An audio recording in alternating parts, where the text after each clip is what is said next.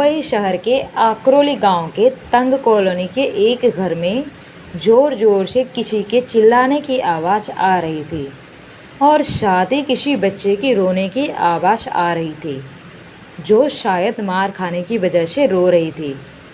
बच्चे को उसका बाप बड़ी ही बेरहमी से मारे जा रहा था और उस बच्चे की बुआ अपने शराबी भाई से उस नन्ही सी जान को बचाने की नाकामयाब कोशिश कर रही थी। बच्चे की बुआ, क्या कर रहा है रामू? 3 साल की बच्ची है, इतना मार खाएगी तो मर जाएगी। तू क्यों इस पे इतना कहर ढा रहा है? क्यों इसकी जान लेने पे तुला हुआ है? क्या किया है इसने? रामू, मुझे छोड़ दे दीदी, आज तो मैं इस मनहूस का नामो निशान मिटाकर ही दम लूँगा। आज मुझे कोई नहीं रोक सकता। बच्चे की बुआ निर्मला जी, तू बाप होकर ऐसा कैसे बोल सकता है? जब से पैदा हुई है देख रही हूँ, तू तो इसकी जान के पीछे ही पड़ा हुआ है। इस नन्ही सी जान की शक्ल देखकर तुझे इस पर दया नहीं आती? रामू, नफरत है मुझसे इसे दीदी। मनहूस है ये लड़की, जैसे ही पैदा हुई अपनी माँ को खा गई। इससे पहले कि ये मुझे खा जाए, मैं इसका नामो निशान मिटा दूँगा। निर्मला, अरे रामू, ऐसी अनहोनी हो जाता है कभी कभी। जिस बच्चे की पैदा होते ही उसकी माँ मर जाती है, क्या उनके बाप उस बच्चे को मार देते हैं? मैं ना होती इस घर में तो तू कब का इसे मार चुका होता। रामू आग बबूला होते हुए, बस बहुत हुआ, अब मैं इसे अपनी आंखों के सामने एक पल भी बर्दाश्त नहीं कर सकता। रामू उस छोटी सी प्यारी सी बच्ची को घर से बाहर धक्के मारकर निकाल देता है और दरवाज़ा बंद कर देता है। बाहर मूसलाधार बारिश हो रही थी और वो नन्ही सी बच्ची बाहर कीचड़ में मुंह के बल जा गिरती है। निर्मला दौड़ती हुई बाहर जाती है और उस बच्ची को उठाकर अपने सीने से लगा लेती है और अपने भाई से, पागल हो गया है तू? ये क्या कर रहा है रामू? रामू, आज से ये लड़की इस घर में नहीं रहेगी। अगर तू इसे वापस लाई ना दीदी, तो इसका अंतिम संस्कार भी मैं यहीं कर दूंगा। निर्मला, ये क्या बोल रहा है तू? घर नहीं आएगी तो कहाँ जाएगी? अरे 3 साल की बच्ची है वो, कहाँ जाएगी, कैसे रहेगी? वो नहीं आई तो मैं भी नहीं आऊँगी।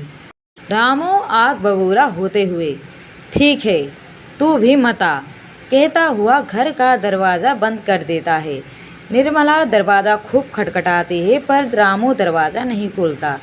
दरअसल निर्मला राम की बड़ी बहन है, जो कि शादी के कुछ ही महीनों के बाद विधवा हो गई। उसकी अपनी कोई औलाद नहीं है। ससुराल के धक्के खाने के बाद वो अपने भाई भाभी के साथ ही रहती थी, पर 3 साल पहले निर्मला की भाभी डिलीवरी के दौरान एक बच्चे को जन्म देकर दुनिया को हमेशा के लिए अलविदा कह दिया। तब से रामू अपनी बेटी को मनहूस मानता है। अगर निर्मला अपने भाई के साथ ना होती तो शायद ये बच्ची भी अब तक जिंदा नहीं होती। पर आज रामू ने इस मासूम सी बच्ची को घर से निकाल दिया। निर्मला वहाँ खड़े तमाशा देख रहे लोगों से मदद मांगती है। भैया, आप लोग ही कुछ समझाइए ना, शायद आपके समझाने से मान जाए। वहाँ खड़े लोग, हमें कोई शौक़ नहीं है तुम लोगों के झगड़े में पड़ने का, ये तो तुम लोगों का रोज का हुआ। तेरा भाई अगर अपनी ही बेटी को पसंद नहीं करता तो दे आ किसी अनाथ आश्रम में, हमें इसे क्या लेना देना, चलो रे। वहाँ खड़े सब लोग अपने अपने घर की ओर चल पड़ते हैं। निर्मला उस बच्ची को लेकर कुछ देर बाहर ही खड़ी इंतज़ार करने लगती है। दरवाज़ा खटखटाती है पर रामू दरवाज़ा नहीं खोलता। कुछ सोचने के बाद निर्मला उस छोटी सी बच्ची का हाथ पकड़ती है और उस जोरदार बारिश में चल पड़ती है और लगभग 1 घंटे का सफ़र पैदल तय करती हुई पहुंचती है एक हाई फाई सोसाइटी वृंदावन निवास में, जहां चारों ओर बस बंगले ही बंगले दिखाई देते हैं और हर बंगले के आगे कम से कम एक 4 व्हीलर तो ज़रूर खड़ा है।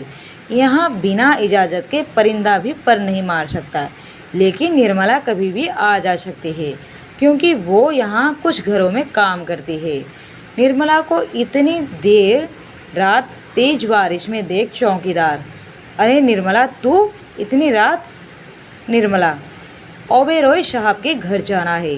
चौकीदार, ठीक है कहता हुआ गेट खोलता है।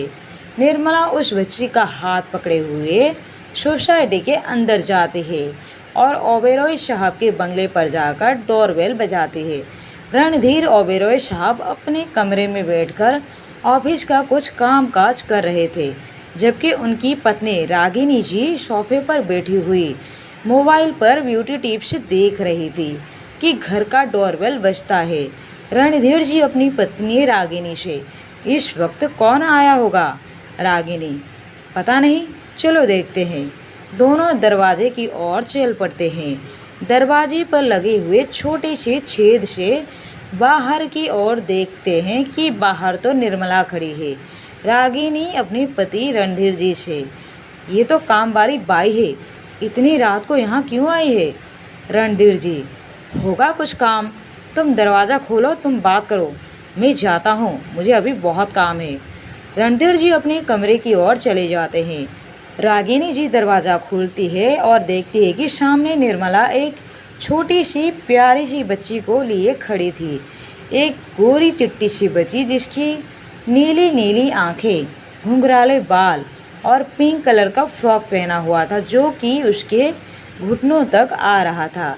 पैरों पर टूटी फूटी पुरानी चप्पल पहनी हुई थी। रागिनी हैरानी से निर्मला को, निर्मला तू इतनी रात को, और ये बच्ची कौन है? निर्मला अपनी मैम साहब से, मैम साहब इस बच्ची को बचा लीजिए, नहीं तो ये मर जाएगी। रागिनी हैरानी से, मर जाएगी? कौन इसे मारना चाहता है और क्यों? निर्मला, मैम साहब ये मेरी भतीजी है, आप प्लीज़ इसे बचा लीजिए, नहीं तो मेरा भाई इसे मार देगा। ये क्या बोल रही है तू? अच्छा तू अंदर आकर बोल, तुझे जो भी बोलना है। रागिनी जी साइड होते हुए दोनों को अंदर आने के लिए कहा। निर्मला बच्ची को लेकर अंदर आती है और रोते हुए अपनी मालकिन को सारी बातें बताती है। रागिनी, ये कैसा पागलपन है? अगर इसके पैदा होते ही इसकी माँ मर भी गई तो इसमें इस मासूम की क्या गलती? निर्मला, अब तो मेम साहब आप ही इसे बचा सकती है। रागिनी, मैं? पर इसमें मैं क्या कर सकती हूँ? ये तेरा घर का मामला है, तुझे अपने भाई को समझाना चाहिए। निर्मला, वो तो कुछ सुनने के लिए तैयार ही नहीं है मेम साहब। रागिनी, तो छोड़ दे अपने भाई का घर, तू खुद कमाती है, अलग रहकर इस बच्चे को पाल भी सकती है।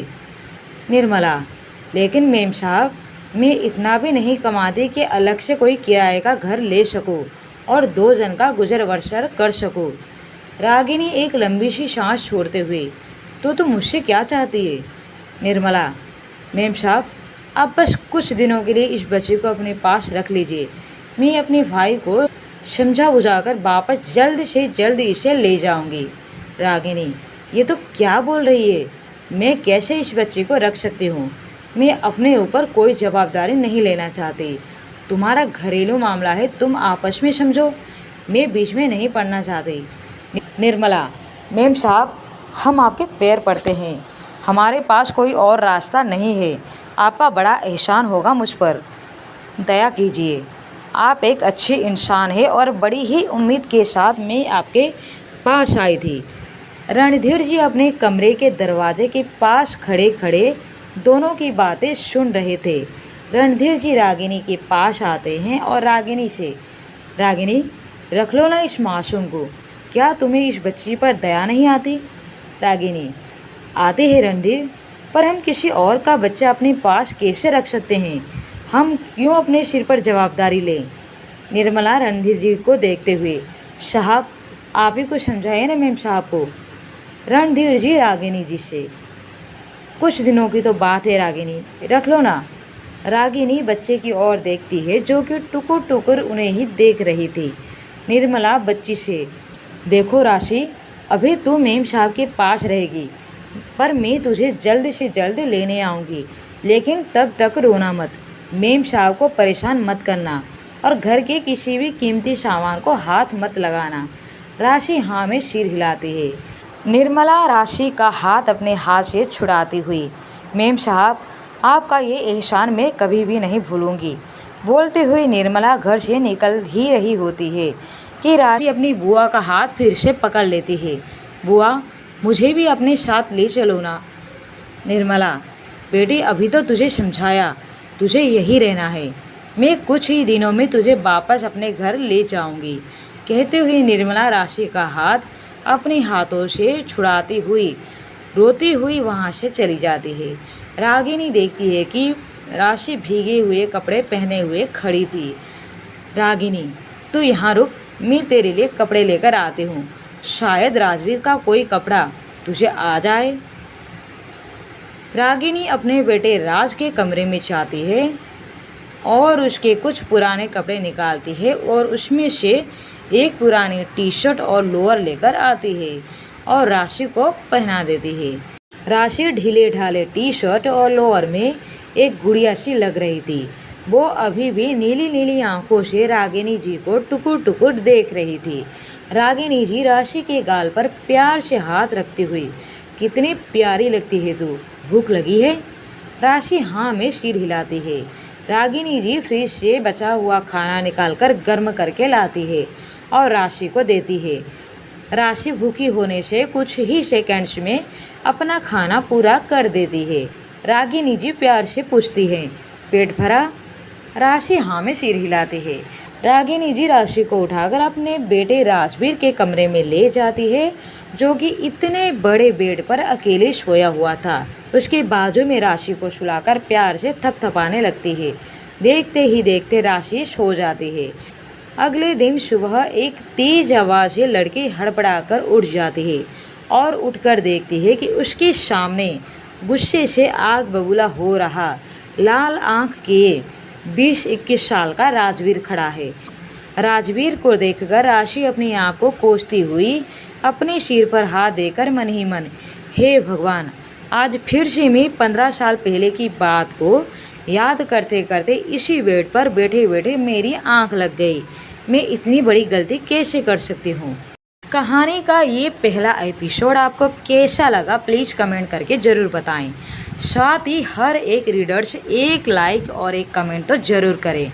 और अगर आपने इस चैनल को अभी तक सब्सक्राइब नहीं किया है तो प्लीज़ कर ले, जिससे कहानी का न्यू अपडेट्स आपको समय समय पर मिलता रहेगा। तो मिलते हैं कहानी के नेक्स्ट एपिसोड पर। कहानी में बने रहने के लिए थैंक यू।